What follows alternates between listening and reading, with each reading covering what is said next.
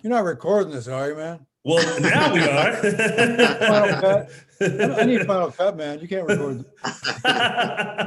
Hey, all you Dishin Days fans, welcome. I am your host, Tony Moore, and I am joined by Justin Harold.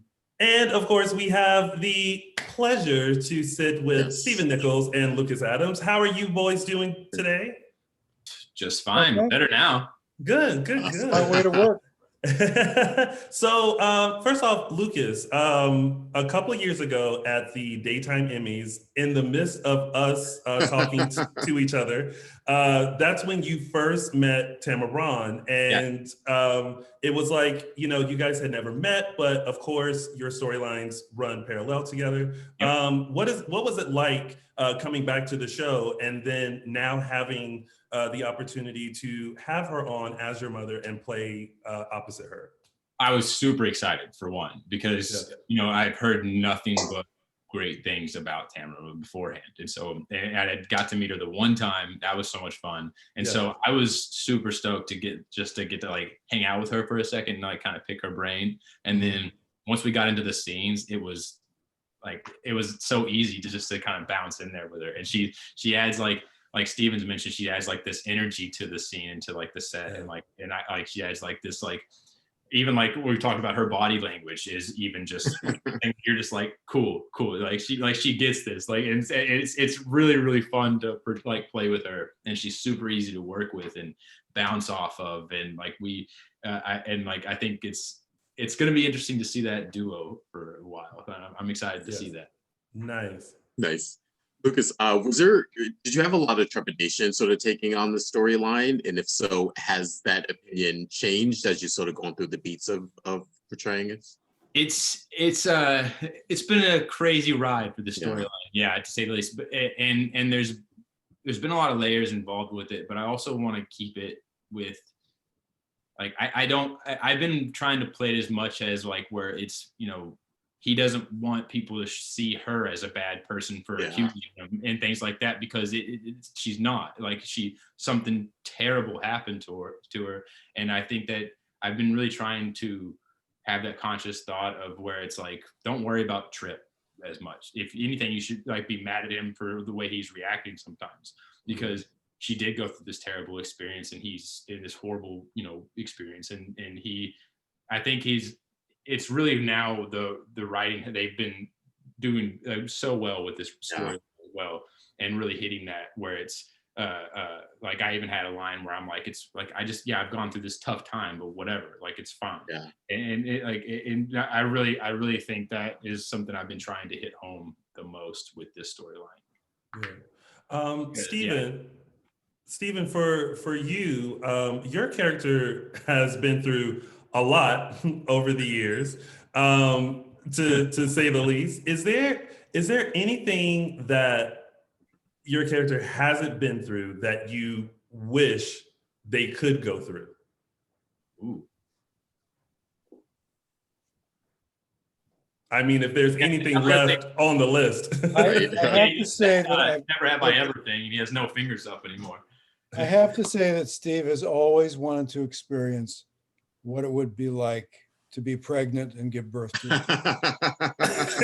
Listen, anything is possible. You just go talk to. See what I'm saying? You can go talk to Dr. Ralph.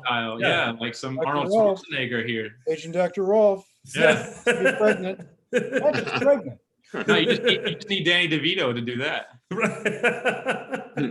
I can only imagine Patch going over to Dr. Ross and saying, "Listen, out of all the things we haven't done yet, you haven't made a guy pregnant. I'm here for you."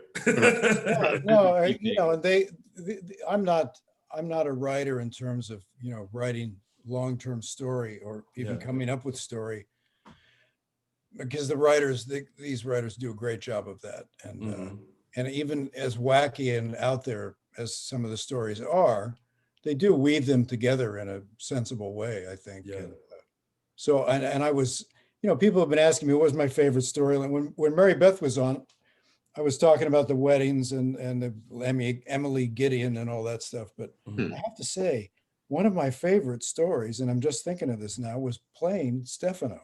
Yes. Nice. It Yes. was so much fun. Yeah. We couldn't stop talking about your portrayal of Stefano on our show, and I think we mentioned it to you before. It was just such a great homage to not only the character but to Joe as well, and how you were able to interweave, like the foundation of him and also your interpretation of him. And so I thoroughly enjoyed it. I was also hoping that before they destroyed it, that they would have allowed you to keep your portrait as Stefano, so that maybe you could have like hung it in your house somewhere, or like, or be able to talk to it, something. Well, they had a couple of them, because Christian and I had a scene where we punched it and kicked it and ripped it up. And well, they had a couple that were scored in case we had to do another take.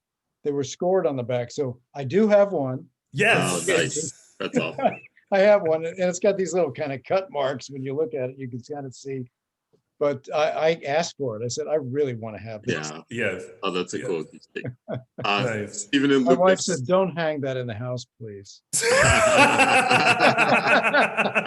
I'm not kidding. You can't hang that in this house. Maybe the dressing room. Yeah. Stephen and Lucas, there's such an ease to the scenes you two have together as father and son. What do you attribute that to? Is it your relationship? Is it a relationship you have with your parents or children or younger people in your relationships? I'm a parent and I have a son. And this guy, I have to say, this guy makes it easy. Yeah. Lucas, he's a really committed actor. He's always prepared, and he's a good, sweet young man. He's a good person. Oh, nice. So he makes it easy. Mm-hmm. That's all I'll say about it. I was gonna say, I think you make it easy. Are you kidding me? What are you talking about? We've been talking about this all day, though. Is just like how once we really started into like working together, we really just clicked. And so even all three of us, like Stephen and Mary Beth, they took me under their wing so soon that they really became like my parents there, as well as like my great friends. And so I think that really goes with our acting as well. And so bouncing off each other and working together, it's just so easy because we get along so easy. And so I think that really helps. That's well, awesome. Also, Mary Beth and I were so tired of being childless on the show.